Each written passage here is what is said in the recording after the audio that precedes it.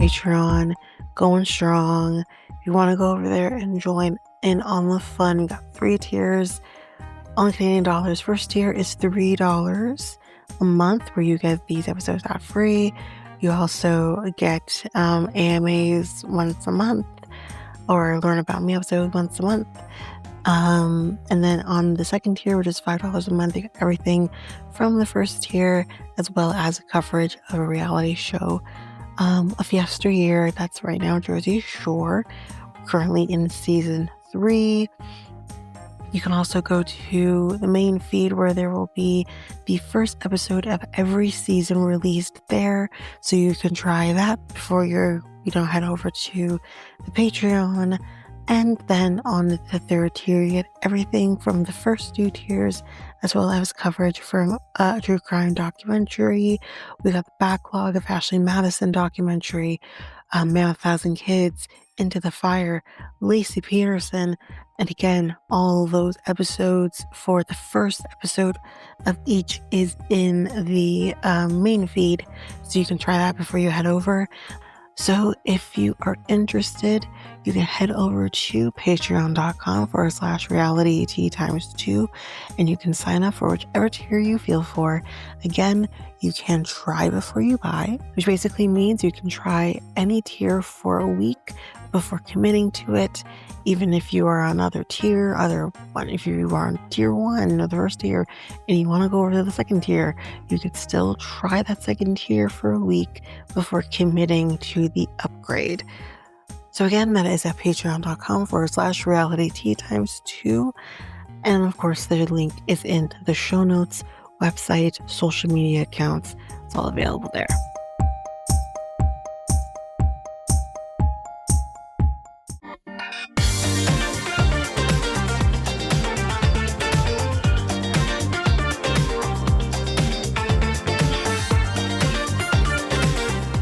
Welcome to Reality Tea Times 2, the podcast where we discuss all the trash reality TV we love to hate. I'm Tanika, and today we are going to be discussing Love is Blind UK episode 6. Again, as a reminder, y'all, if you're listening to this on the main feed, hey, just putting it out there, you could have listened to this a week sooner than everybody else if you went on over to the patreon.com/realityt times 2. And yeah, you could have gotten this a week early. Like I said, on any tier of your choosing, you could have gotten this early, I'm just saying. But nonetheless, you're here now, and let's get into it. So, Ashley and Billy. This is not the norm, is it? Billy says, I came into this wanting to find my person. So, when is the wedding? Dad wants to know that. 3 weeks from now. And he says, like, he just wants her to be happy. He's like, you're happy, right? And she says, yes, I love it. So, we have your blessing? He says, yes, as long as you're happy. And, so, you both are. He wants them both to be happy. And she says, I want to ask you a really big question. Will you walk me down the aisle? And he says, well, of course. That was so easy. He's such a sweet man. But anyways, that's them for now. I don't know if we'll see them again. I'm sure we do. Megan and Kieran. So he got her roses and sunflowers. Apparently, sunflowers were her favorite flower. He cooked dinner. Then she tells him that she loves him. There it is. Oop, there it is. Oop, there it is. He got the I love you. Then we have like this duo situation, which is pretty quick, honestly. We see Jed and Jevin talking, and Jevin says he is not 100% sure yet. And I said, fuck you. But anyways, and okay. He says, I want her to meet up and squash the whole thing. Okay. Alrighty. Like, I get it. I do. But it's like, are you doing that because you really want her to do that? Or are you doing that because everyone's so loud in your ears and that's what you're focused on? Then we also have Sarova and Katisha. They're talking, and Sarova is meeting his family soon. Then we head back onto the couples. So Kieran and Megan, we're at his house, his actual house. There's loads of beer. We go to his bedroom, and it's organized very well with lots of show boxes. She sits at his gaming station. It's a big deal. Then she's meeting his friends, and the friends are like, "This is quick, you guys. You're in this bowl. Are you sure you want to do this? Why does this have to end in marriage?" Well, here's why, sir. I'll tell you why. We're on a show called Love is Blind, where usually the end goal is to get married at the end of this show. This isn't, I don't know, mm, mm, well, The Bachelor or something, where yes, it could end in engagement, but it doesn't necessarily end in marriage. That is not this show. Okay. So, although I understand what you're saying as a normal human being, but when I am also saying is that the show's called Love is Blind and it usually ends in marriage. That's why. Anyways, what should I know about him? She asks. She's like, they're like, well, don't eat his scrambled eggs. Okay. He's getting better about his scrambled eggs and everything, but don't eat them because I guess like, okay, I have questions. How badly does one ruin scrambled eggs? I've been eating scrambled eggs, phew, scrambled eggs, tossed salad and the scrambled eggs. Um, Not the tossed salad, just the scrambled eggs. But I've been cooking them by myself since I was in high school, because I usually would have other people cook them for me. But, I started making them when I was, yeah, 14. I feel like I've been pretty good with making scrambled eggs, for the past 20 years, but it's just like, how does one ruin scrambled eggs so badly? I do understand, like, really and truly cooking eggs is not as easy as it seems, but we're all lay people, okay? We're not all Gordon Ramsay, okay? Where we have to, take it off the heat, put it back on the heat, take it off the heat, put it back on the heat. Low heat. You gotta cook the eggs on low heat, you know? D- I get that, but we're all normal. So, really and truly, I must say it again, how badly does one ruin eggs? Really and truly. Anyways, even though his friends can't get over the seriousness of marriage, they will stand behind him. That's all that matters. Ashley and Billy. So they talk about him being very regimented because of his military background. And that is something that needs to be bended a bit for her, which I totally understand. If you're in this, like, listen, we all Sound of Music, okay? We all saw Captain Von Trapp be so regimented, right? To the point where it's like he's whistling at his kids. We we get that, but that is a lot, and yeah, this next scene with them is really interesting. We see them grocery shopping.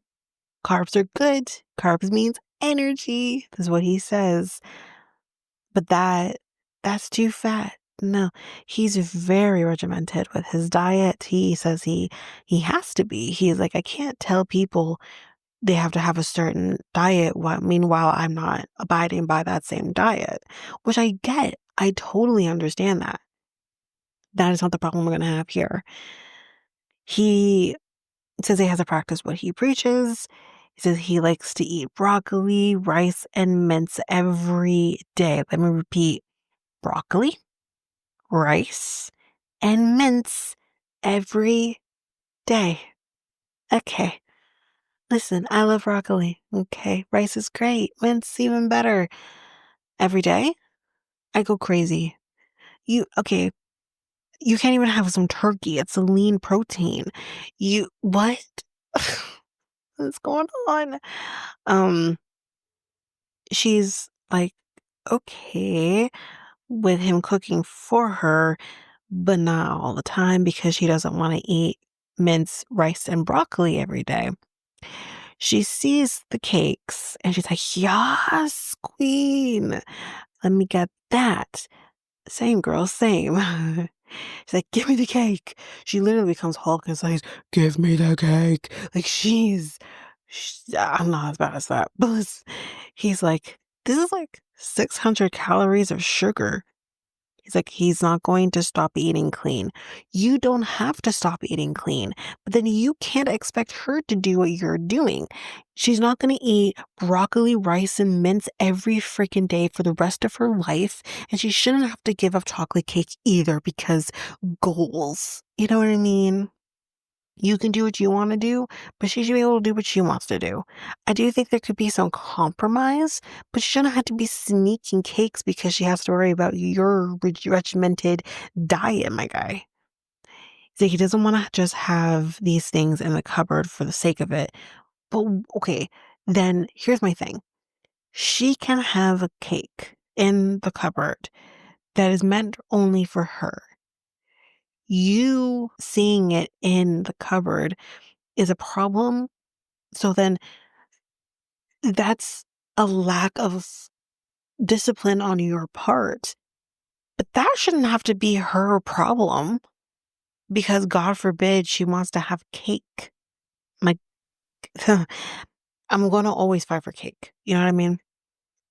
So she wants them. She's like, I want it. And he's like, no, there's no compromise on his part on this. And maybe there's lack of understanding on her part. But honestly, it's like, okay, if it's a constant thing, then maybe I could get behind that and be like, okay, maybe we could tone it down for his sake. But if it's like once in a while or something, so she can have some fun in her life, like I don't see a problem with that. I don't know, man. Nothing about it. But anyways, that's them. Let's move on to Joel and Barda. So she tells him, I don't need a man. I'm here because I want you. Like she doesn't, I don't need no man. They start talking about her mom who was diagnosed with breast cancer and she had to translate that to her. And like the being in a position where you have to translate what the doctor is saying and the doctor is saying you have breast cancer. I can't even imagine that. I can't. After the second surgery, she was given the all clear and she's seems to be doing fine. We then meet her parents. They seem lovely. He tells them, I like everything about her. You know, just listening off some things that he does like, but he's like, I like it all. Um, so her mom at this point basically says, so let me ask you this question. How many grandchildren you're thinking of bringing to me? How many you want? He says. You want six? You want six kids? You want six grandkids? No.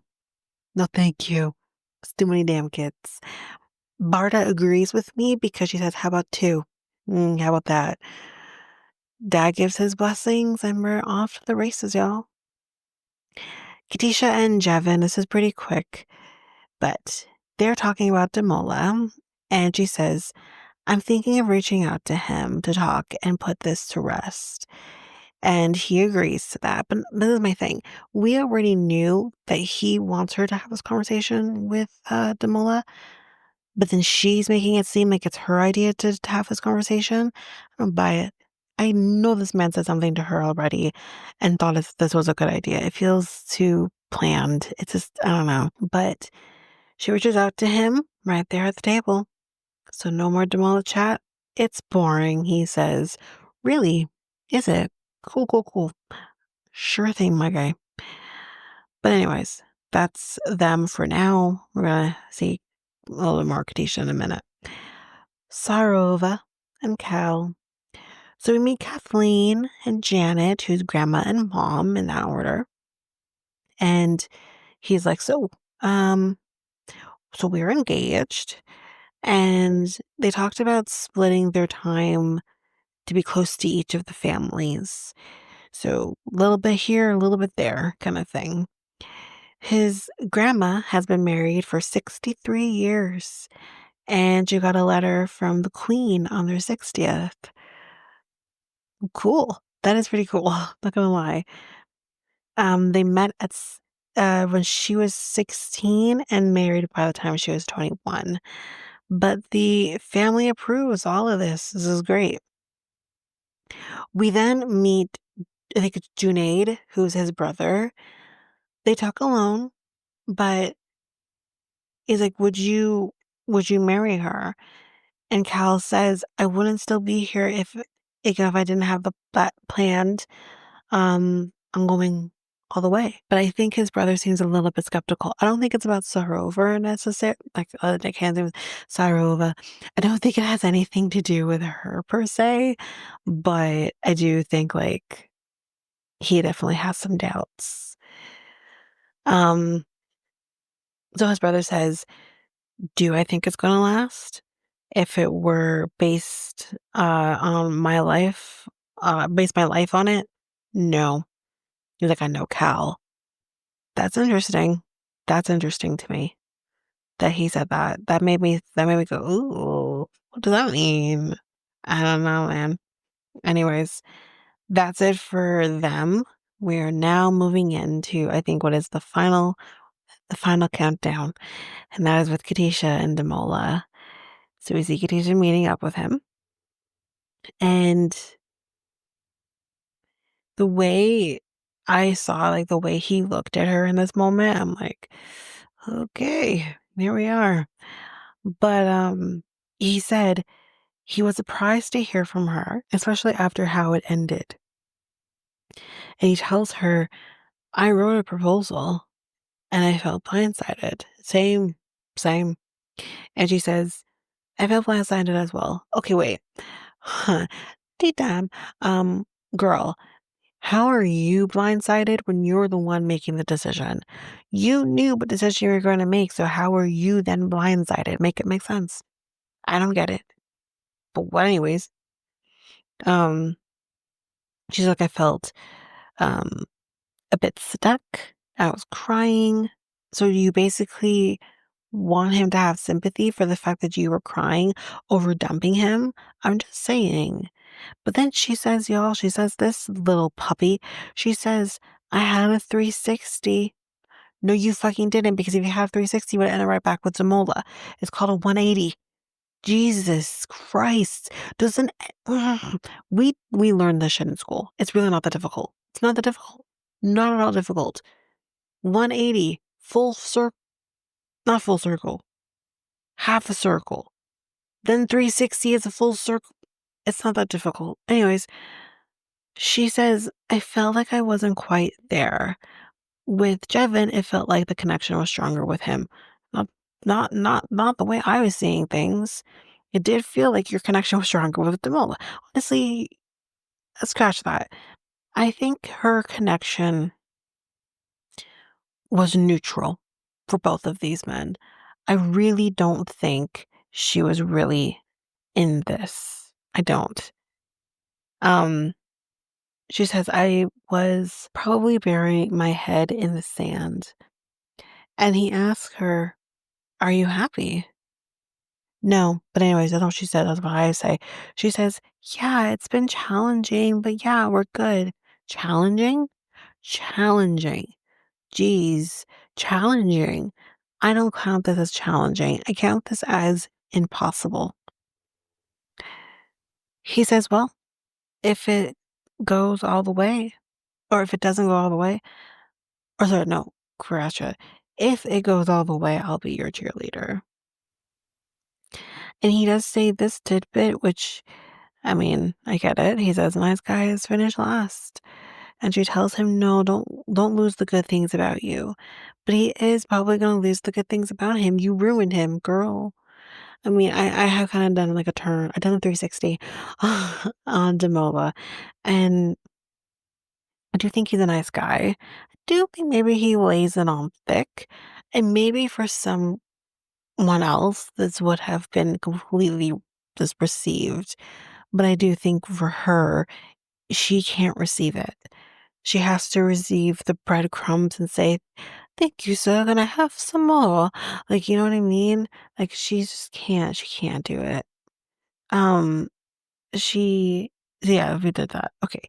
So we're done with Namola and Katisha, and then we move on to Katisha and Jevin. So he's like, so, how was the chat? And she says, good. It was awkward. And they run it down, and Jevin asks, so, like, did you apologize? And she says, no, I just broke down my thought process. And I think he's literally thinking here, you should have apologized to him. Can I ask why? Why does she need to apologize to him? I mean, ultimately, she made a decision, and her decision was you. Why does she need to apologize for that? That seems really weird. But she says, or sorry, he asks, mainly, how do you feel? Which I did appreciate that. And she says, good. Like, a weight is off of my shoulders. And then he says, okay, great.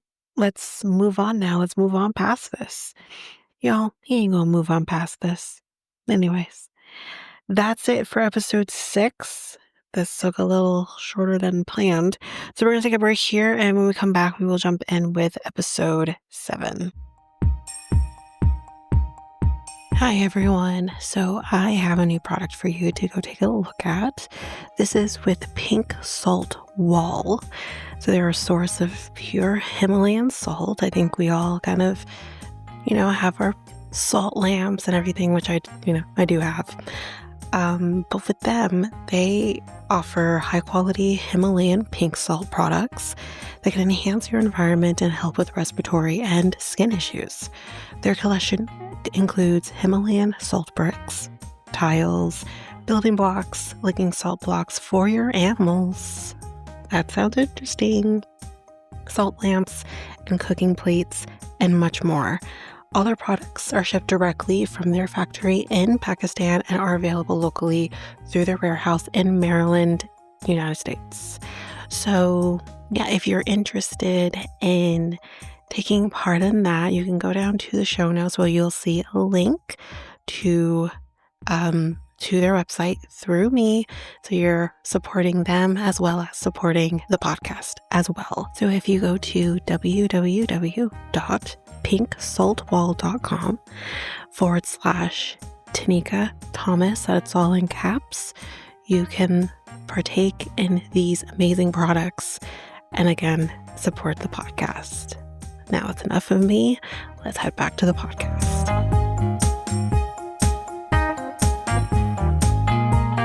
Welcome to Reality Tea Times 2, the podcast. Actually, no, we'll cut that part out. I realize that I'm actually adding this to another existing episode. That is how long that I have been, that I did this episode. It's been a bit. So, oops. Let's just jump into episode 7 of Love is Blind. So we have Megan and Kieran. First off, we see them dancing. There's not much to report. They're fine. They're going to get married. It's fine. Let's go on to Ashley and Billy. And this is following the food situation. So they talk about the food dropping. And she says, food feels very controlled for him. And it is very controlled for him. He made that very clear. But he says, I don't think that way because, it's because of his job. Which, yes, it could very well be about that. But to project that into your personal life, to project that into your marriage, that is controlling. And that is control. And you have to control all facets around you. That is control. But she says when she was younger, she was very thin and she used food in order to bulk up. And she says, like, I don't want to feel guilty to have sweets and, in the home. And he says, like, you shouldn't feel guilty. There's no reason to be guilty. And she says, but I do feel guilty. Like, I do feel guilty knowing the things are in the house, knowing that you don't want them here. But he says he's going to try better so that they don't have to keep dealing with this situation. So she's going to be meeting his dad. And I don't know if it's the same day or next day or whatever day this is. And we're also meeting Ollie, his puppy, and he is adorable. He is so cute. And I think his dad is also great. But they go through, the good and the bad. They tell his dad, and yeah, so, it seems to go pretty good. But his dad is worried about her job, seeing as he mentioned, dated a girl who also worked in cabin crew. So clearly his dad is concerned about that. He literally apparently told his dad as he was boarding a train to do this experiment that I'll be back home if there is a stewardess. Like I won't marry her. That is very telling that that that he said that. It obviously makes her feel away as well. But it said that they will keep communicating about this topic over time. And like I do believe that she will alter things with her job the way she said she would for their relationship to work. But that's it for them for now. Let's move on to Jen and Barda. So her friend Olivia is here, who Barda describes as a security guard. No one will get through her who she doesn't approve of. So I thought that this friend was going to be a little cuckoo magoo because we've seen friends like that before on these shows. But she actually was quite lovely. She wasn't too crazy. I think she's just looking out for her friend, and I think that's okay. So when she kind of gets there and she sits down and they're about to cheers, or he says, "Shall we cheers?" Olivia's like, "No, not yet." So is this love or is this lust? And of course, they say love.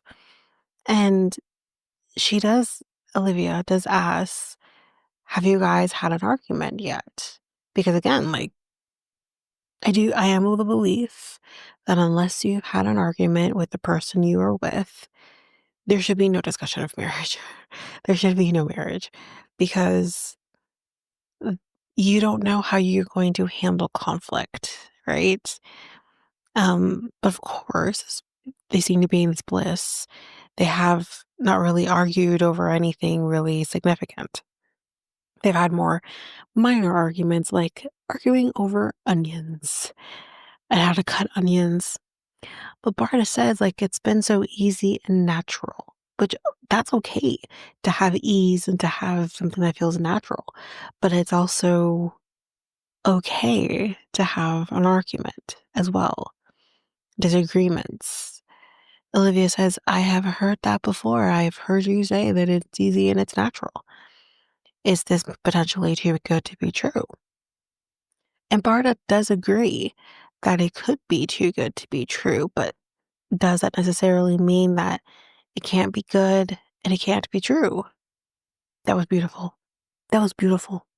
Because of course it can be good and it can be true, but you also want to make sure it's realistic. But Olivia says the only red flag that I see in this right now is that they have not had an argument yet. Yeah, I don't disagree. But I love them. I want them to work. Spoiler alert, I already know the answer to that as I do this episode. But anyways, that's it for them for now. We move on to Sarova and Cal. So not a lot here initially, but she says that her mom is struggling with this relationship in the sense of the experiment, so not the cultural differences. And Cal says, "I think they need to meet me to get a sense of me and this experiment and all that," which is true. And he says they need to get on board or not, but they should be there at the wedding no matter what. And I agree. I do agree, but there are some people who can't deal with this. This is a lot. So I also understand that. That's basically it for now. We'll get a little bit more into them later on. Oh god, guys, buckle up. Katisha and Jevin. So we are at his place. It's cute, she says. It's fine. He plays some soccer in the backyard, and he apparently had to have two knee replacements, which ended his soccer career. She's like, I hope you have a duvet cover. What? I'm sorry. I'm sorry. But as a person who does not have a duvet nor a duvet cover, I just have a comforter.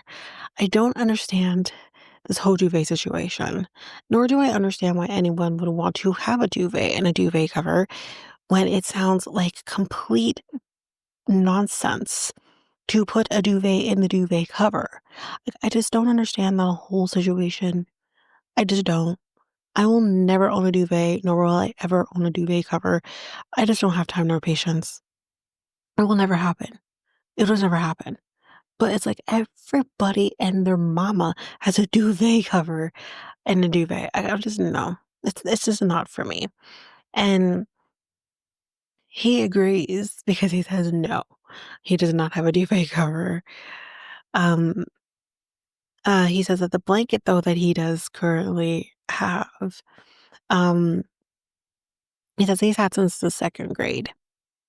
Listen, y'all, as long as he's washing the blanket, I don't care how long you've had it for. It looked like it was in good shape, honestly.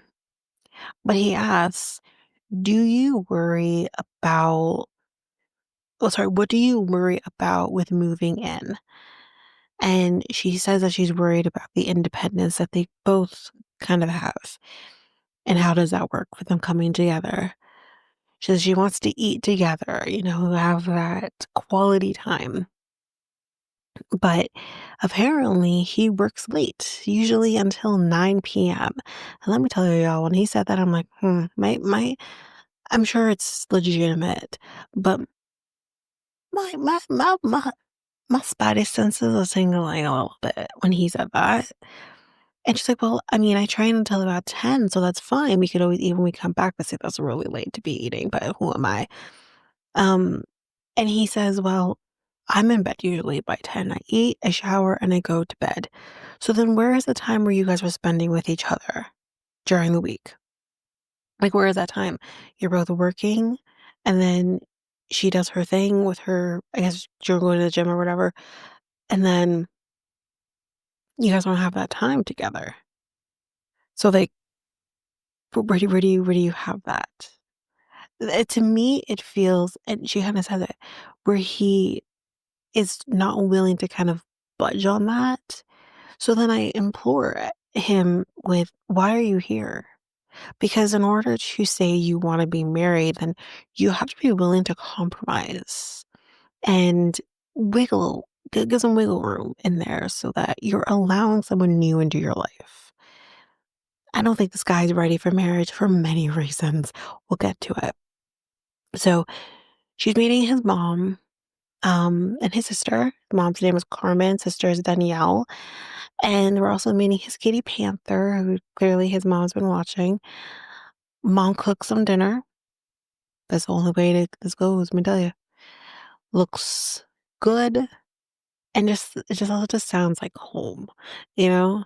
As a Jamaican girl, I'm just like, well, Canadian born, but, it is, sounds like home. But he says, she's my fiance. And Daniel's like, "Are you are you ready?" Because I'm shocked. I'm shocked because she also is engaged, and she's like, because he also mentions they're getting married in like 2 weeks, and she's like, "Well, I mean, I've been married now for 18 months, and I know how long it takes to get a wedding situated, especially when you already know the person that you're marrying, right?" But they talk about what they connected on. Apparently, they are alike, and I said, "Really? How?" Because I personally don't see it. I don't see how they're alike. I don't even understand how they connected. I think, unfortunately, Katisha is drawn to a man that is familiar to her because she's dated Jevons before. So it's like, I don't personally understand it, but yeah. So then Katisha and Danielle talk amongst themselves, and she does kind of say to Danielle that the communication has been tough, saying that he's hard to read, he's also not vulnerable, and Danielle thinks that just based on how things have played out for him in life, that he's had some hardships that maybe kind of holds him back from being vulnerable. But again, I ask, kind of similarly to Sophie, and more on that later, that why are you here? Unless you are willing to open up to somebody and let that person in order for them to understand you, you have to let them in. Otherwise, you're wasting everyone's time, you know? But enough of that. Let's just head on in to this reunion that happens with the Pot Squad. So Jevin says to Kieran that he's not in love. I mean, I could have told you that, but he says that he's not in love. And Kieran doesn't know how you can marry someone who you're not in love with. And I think that's fair. Like, how could you? But then Katisha walks on over, I guess maybe sensing there's shit afoot. And she comes on over and she's just like, what's going on? You good? What's going on? And they kind of like, without really saying what really was said, was kind of like, talking about the marriage and all that and what's to come. And she says, like, she's made her decision, but he sure has not. He says, like, it's still 2 weeks away. She's made a decision. I haven't. And he's like, I wonder what her decision is. We'll never know. I'm sorry, that was a spoiler alert. But again, I think most of you have probably watched this all the way through. I'm the only one who hasn't. So Starova talks about her mom not understanding how she is wearing a ring because she has a fiance, and how she's invited to a wedding she's not involved in. It's called The Television Show is paying for it. But my mom is not sure, but I am sure. And that's all that matters. Then spleen guy, aka Patrick, comes walking through the door, and I'm like, oh God, I knew my spleen was spleening because I knew he was gonna show up. And he looks like a goddamn pirate.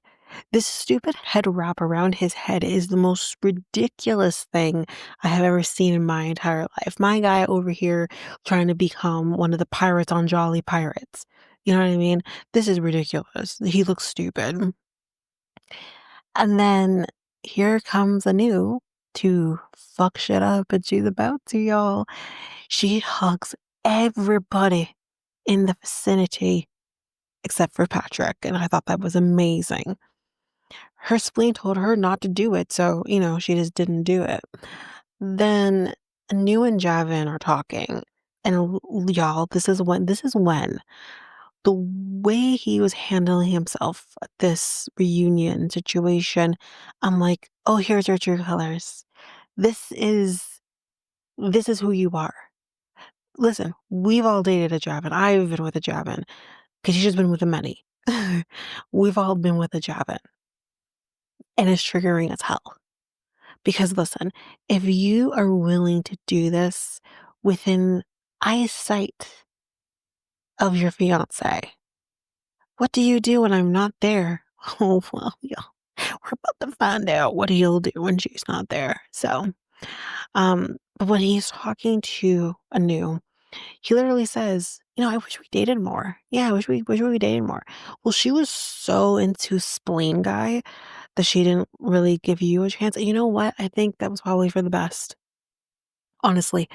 Because here's why he didn't probably date her more.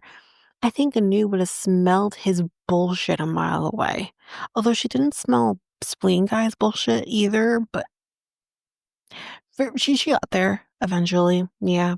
Anyway, Then we get people we've never seen before. There's somebody named Yolanda, someone named Charlie. Who's Charlie? Who are these people? But we also see Damola. And the first person he goes and he hugs is Katisha.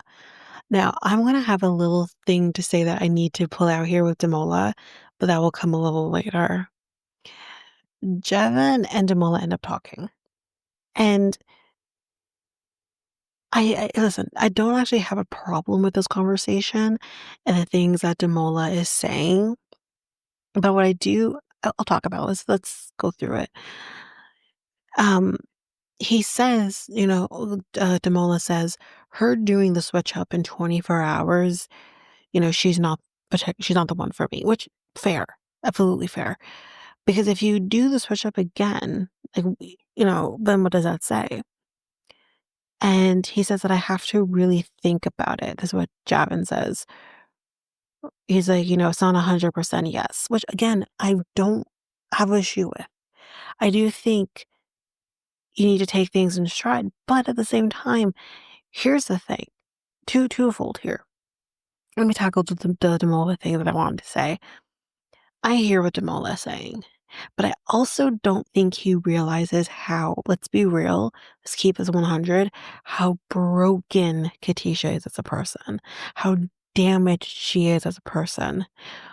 What she should have been doing was bettering herself and making herself stronger and building her self confidence and her self love and her self esteem.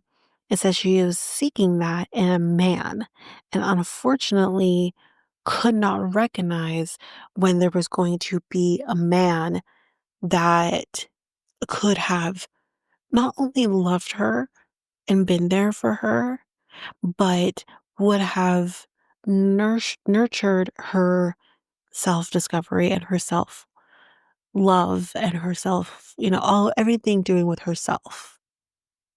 She unfortunately went to a man who only thinks of himself. That is it. Now, where Jasmine comes in here, although I can understand you have reservations, you literally set a bar.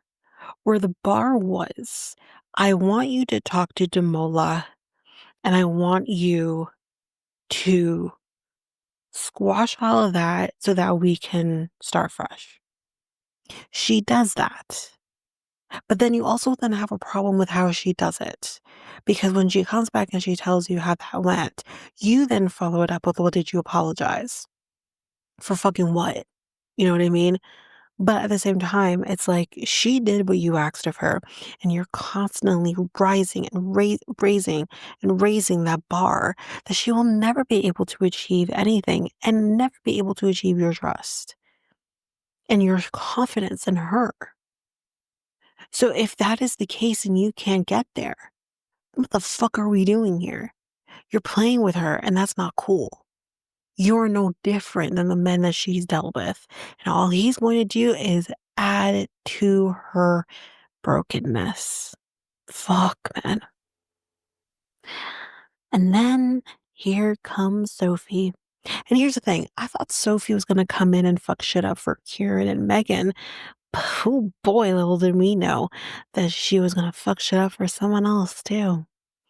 So Kieran says she is an attractive girl. This is a girl that I would have, gone and walked up to and gotten to know or whatever. But that's where it ends. Sophie says to Megan, oh, I don't know who everybody was that kind of went in and said, hi, hi, hi. And then Megan's kind of like, oh, yeah, that's Kieran is that one in that jacket. And she's like, oh, like you let him wear that? Yeah, because he is allowed to have his own autonomy and I'm allowed to support whatever that is. Like, you don't have to control people. And this is why you're single still, girl. Anyways, Patrick and Anu then have their conversation. Now, this is going to be a little bit of a boggled mess a little bit because she does kind of go off on him, but it's amazing. I'll do my best. She says, it would have been nice if you reached out to me. Well, here's my thing, Anu. Why would you have wanted that? Why would you have wanted him to reach out to you after he broke it off with you in a way that, you don't really come back from? Why would you want him? I wouldn't have wanted him to. So I don't know why she'd want that. But she's like, "You took the experience away from me." Yes, but you still could have dated other people and you chose not to. So, or maybe the options weren't there for you, but that's not on him. I hate to give him anything, but she's like, "You said all of this shit. You should have just told me from the jump how you were feeling. You're a liar. You're a liar." And she starts singing, and he's like, "Oh, well, it's really nice to hear you sing." What is with him and her singing? Like, what is with it? Like, he's not alright. But it's like, "Well, it's really nice to hear you sing." She's like, "You a liar." And she's like, "And that headscarf, like, it looks stupid on you. It doesn't match your outfit." Me and Anu think the same. Wow. Um, and she's like, "Why are you wearing one anyways?" And he's like, "Well, I thought it looked good." His spleen told him it was gonna look good. Um, and she's like, "Well, it doesn't." So good. It was so perfect. A chef's kiss. So then, since we're on the journey of fucking shit up, but this is way better, Kieran and Sophie, they end up talking, and he says, "Listen, I enjoyed our journey, and I thank you for being a part of my journey. And I'm sorry for making you feel hurt about the gift that I gave Megan." And yeah, he's like, "I could have handled that better." And she asks him, "Well, are you and Megan happy?" And he says, "Yes." He's like, "Well, good. I do wish you the best." And she looks pissed.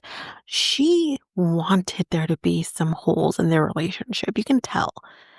I didn't see it at first either. Maybe I'm also stupid. I mean, she's nuts. But I didn't see as her being really vindictive.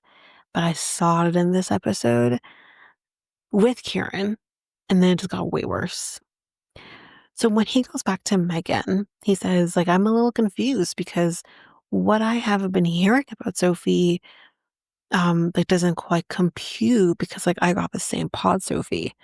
But of course he would have gotten the same pod Sophie because who she is with men, she's like masking in a sense. Then who she is with women, she's just going to be totally unapologetically herself. She doesn't give a shit. But she's not going to be the way that everyone else is describing her as. Of course not. Like, you would never have seen the real side of Sophie until you put a ring on her finger. Sophie says, "Well, he's just not my type." "Oh, he's not? No, he's not your type?" I don't believe her for a second. "I don't date blondes," is what she says. Then she has her sights on another guy in the pod squad. And that's Jevin. Jevin, she's like, is good looking. He's but he's good looking.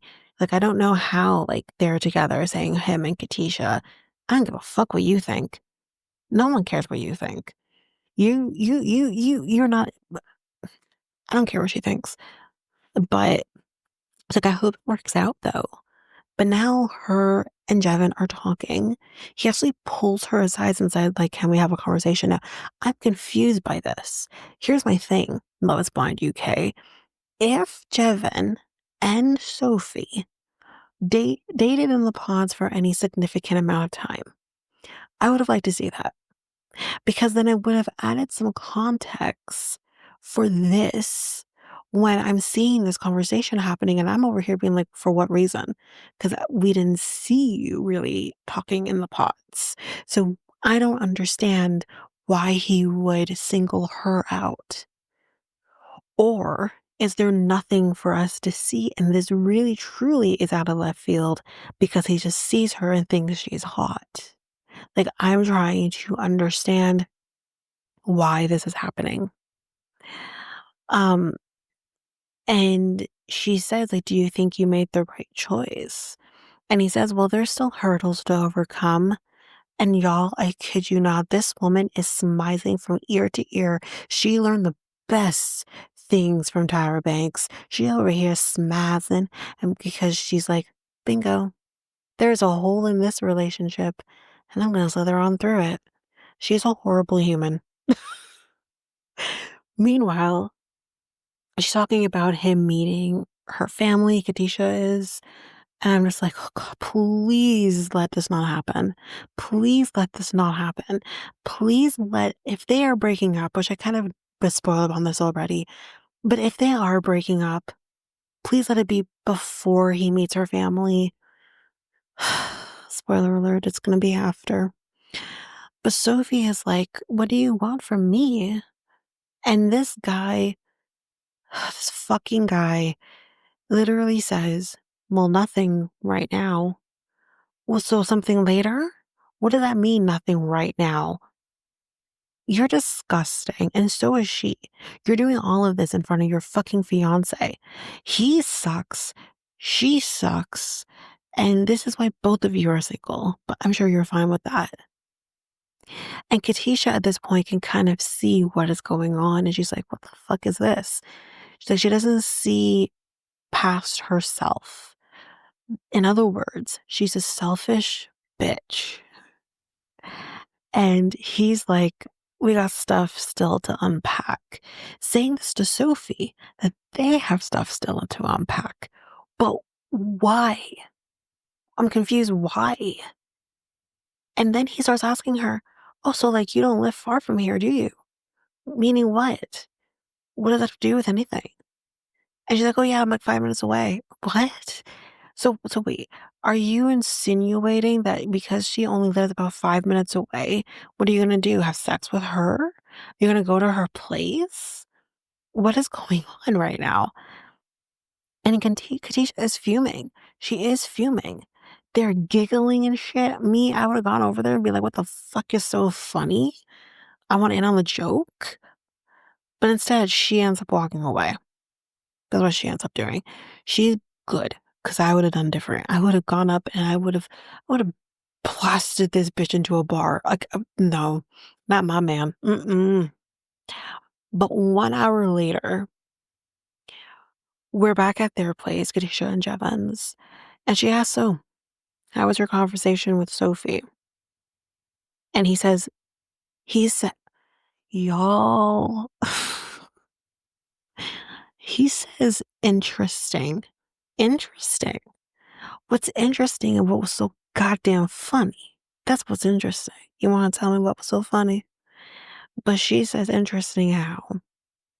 And he says, well, I was intrigued. By what? Intrigued by what? Because again, we don't have the context of whether or not they talked in the pods. As far as we know, this is the first time they're talking, or maybe the second time. We'll give them the second time they're talking. We don't think they've really had anything. Okay. So then what is intriguing? This so-called conversation you have, which is so goddamn surface level. Um, and then thirdly, then are you intrigued by her looks? Because what are you intrigued by?